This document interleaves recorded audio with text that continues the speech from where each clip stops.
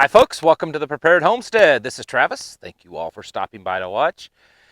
Looks like we're getting ready to have some kind of severe storms here locally.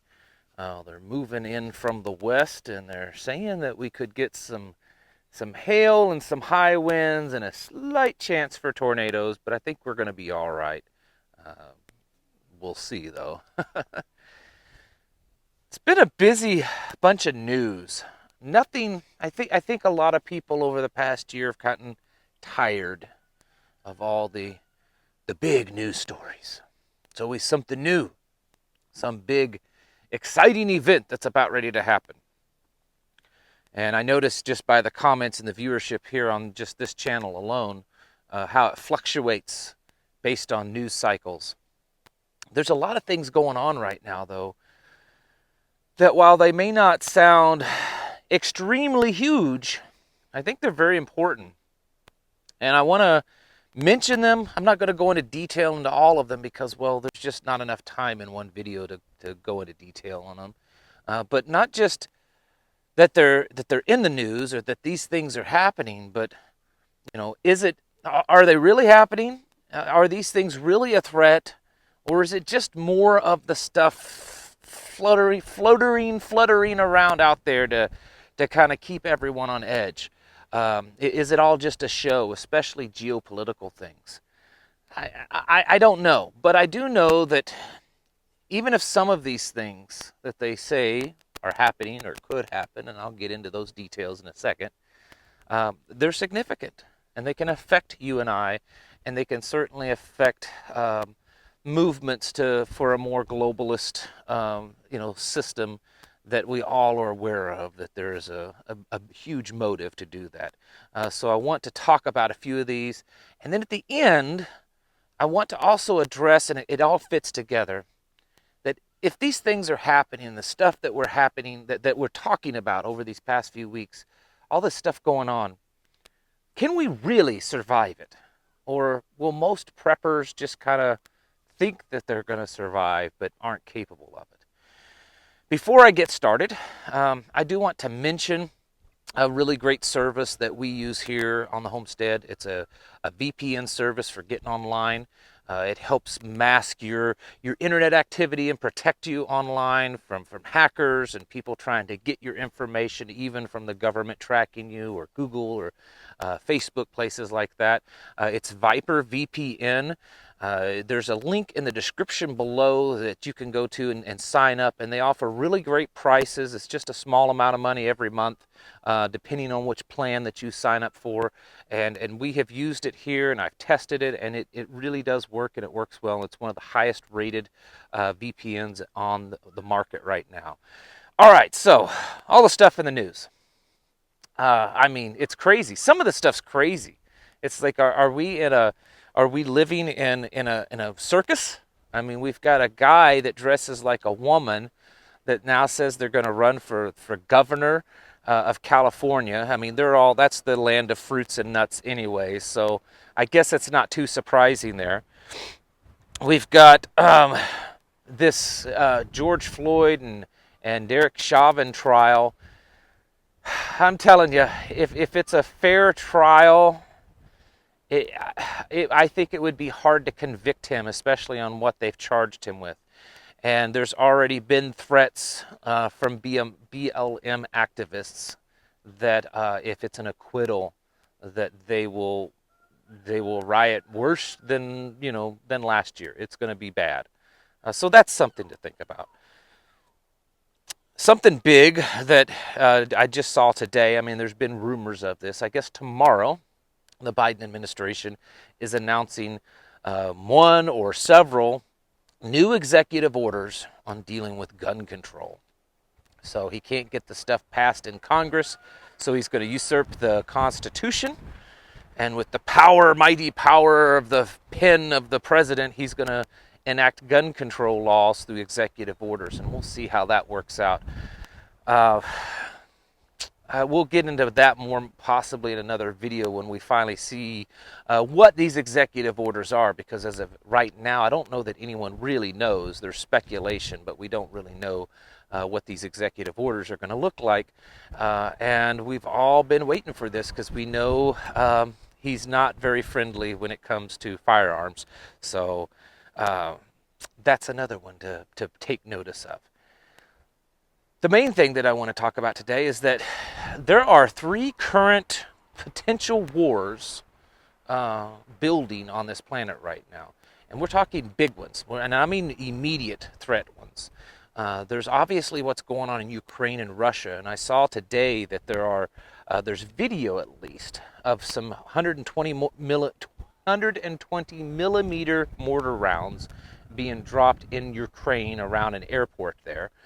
No word yet on any other details that I saw as of the recording of this video, but it did appear that they are being shelled in Ukraine, and we know that there's some heated tensions going on there. And I've really tried to look at this fairly and try to also, is there really something going on here, or is this a lot for just show between these 2 nations of Russia and Ukraine? Not really sure yet, but there's certainly a potential there for a war that could spill over into a world war because of sides getting involved. And then there's China and Taiwan, and that seems to be heating up again. And I know it does heat up from time to time, but Taiwan is saying that they're not backing down to China, period. That they will not, that they'll die before they do that. And China is ever encroaching and trying to take over the China Sea there, and moving ships and planes and everything. And so there's a lot of tension brewing right there. And then something else that you're probably all aware of, and that is the Israeli and Iranian conflict that seems to be building. There's been little, probably skirmishes, I guess you could say, and recently, I believe it was yesterday or the day before, it looks like Israel bombed an Iranian tanker or an Iranian ship out in the Red Sea. And they're not hiding the fact that they're doing that. And apparently the ship was had a bunch of Iranian, their troops on it. Since then, I did see that it was a little, first time I've ever seen something like this, that U.S. officials, along with Iranian officials, I don't know if I've got a screenshot to put up here, but U.S. officials, along with Iranian officials, agree that, Israel is wrong and the bad guy in this. And I'm not saying that they're not. I'm not trying to choose sides between it. I'm just saying, when's the last time that you saw the U.S. siding with Iran on an issue? And it seems to be Israel and Saudi Arabia opposing Iran. The sides are shifting so much, with the new administration, and a year ago that we would certainly be siding with Israel, and it would most likely be Iran with Russia, and Syria, and maybe China. And now it looks like the current administration is siding more with Iran, and they're trying to get this, this nuclear peace deal thing to float and all that kind of stuff. But there's definitely a lot of tension there. So between 3 potential wars that all 3 of them could become world wars, which are major events in themselves, that each one of these encounters between these different nations could certainly explode into something much bigger. I'm not here to say that this is all as legit as it seems on surface, and that some of this isn't a little political theater between nations, but it does appear that some of these, Israel and Iran are already seeming to throw shots at each other. Now it looks like Russia and Ukraine may be. And then, of course, the building tension between Taiwan and China. And then, on top of that, we've got this gun control legislation, and there's multiple other things, potential riots. Bill Gates is still beating this bandwagon of wanting to block out the sun. The whole health crisis, and there's more and more information coming about how many people that have been injured or have died because of the shot in the arm. And now, of course, Biden's administration is backing away from the VC passport, but the way that they're saying it kind of indicates that, well, it's just going to be on a more private level, or they're going to kind of do it differently. And in the end, is there any way that we can really trust this administration when most of the things that they say are just not true, or they twist it, which is typical with a politician? I'm getting to a point, though, with all this. There's a lot of stuff going on, a lot of potentially dangerous stuff. I've had some people on the channel recently saying that, oh, I'm just turning into some doomsdayer. No, I don't want to, and I don't believe that I am. I believe that if we're going to talk about prepping, if we're going to talk about survival, if we're going to talk about getting ourselves self-sufficient and preparing for things that can happen in this world, whether they're natural or man-made, then we have to talk about those potential threats just as much as I would talk about, an earthquake or volcano or grand solar minimum or pole shifting, which I talk about those things also. Talking about political stuff and global events, you kind of have to include that also. My wife sent me a link, and I'm not going to mention who it was. I don't know, never heard of it, but it was another YouTube channel. And the guy had done a video, and he's I guess a prepper channel, never heard of him. But I guess he had done a video on, in his opinion, that most preppers aren't going to survive. That, some type of global event, whatever it is that's going to happen, that most preppers aren't going to survive. And I disagree with that. And I'm not going to mention his name because I don't want to look like I'm starting a feud between this other person. It's like I said, it's not anyone I'd ever heard of before. It's not the normal prepper channels that I was familiar with. I don't agree with that. Number one, we're all at different levels and different paths and different journeys when it comes to preparedness. I know people that they consider themselves preppers, and they have, a month or two's food supply in their pantry, and that's it, and that's what they consider themselves preppers. I know other people that I've been to their property, and they have to be possibly one of the most prepared people I've ever seen in my life. It's like they've absolutely thought of everything. You could live the rest of your existence on their property and never leave and never need anything. So there's vast differences there. And then they have to factor in that we really don't know exactly how it's all going to play out.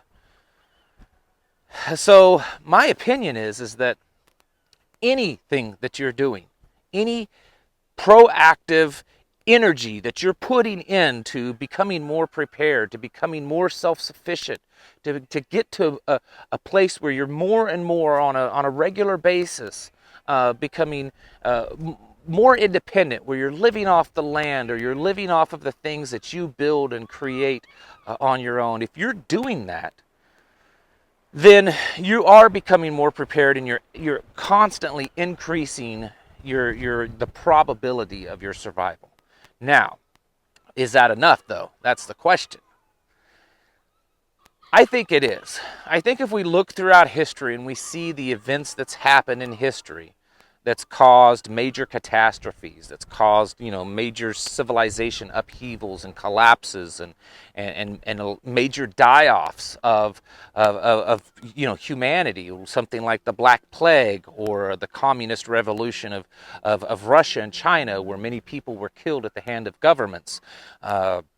Different events like that, they are survivable. I mean, people survive. Certainly people died, but people did survive these events.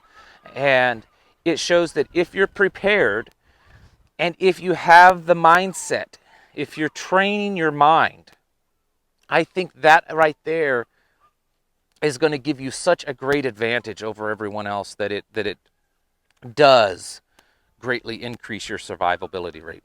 I think the more things that you do, the more land you might have, the more food you might have stocked up, the more equipment that you have. I think it's extending your survivability time, but it's also just improving the enjoyment and comfort while you are surviving. Um, but to be honest with you, if you have the knowledge and the skills and maybe a little bit of stuff, and that mental strength, that mental fortitude, you could probably survive without a lot of that stuff if you just kind of know what you're doing. So again, I don't agree with the sentiment that most preppers are just going to die, unless there's some humongous asteroid that strikes the planet and sets half of the planet on fire, or, some just dramatic ice age that happens. I mean, something super major.